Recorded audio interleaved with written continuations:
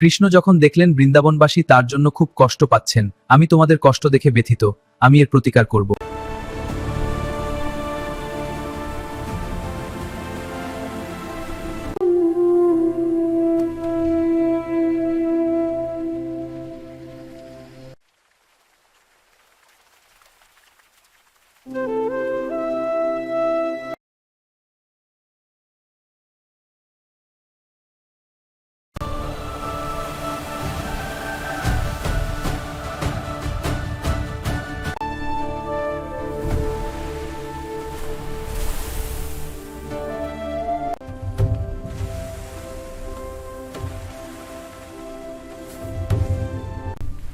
হে প্রভু কৃষ্ণ, আমি আপনার মহিমা বুঝতে পারি।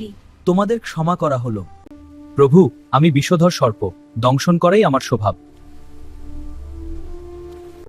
আপনি আমার দম্ভ দূর করেছেন, আমাকে ক্ষমা করুন। আমি তোমাকে ক্ষমা করলাম। শান্তি ও আশীর্বাদ। ও শান্তি শান্তি শান্তি। পরম দয়ালু কৃষ্ণ কালিয়কে অভয় দিলেন এবং তাকে যমুনা ছেড়ে রমণক দ্বীপে চলে যাওয়ার আদেশ দিলেন। কৃষ্ণের পায়ের ছাপ কালিয়র মাথায় অঙ্কিত হয়ে গিয়েছিল, তাই গরুর পাখি এই ছিল কৃষ্ণের আশীর্বাদ।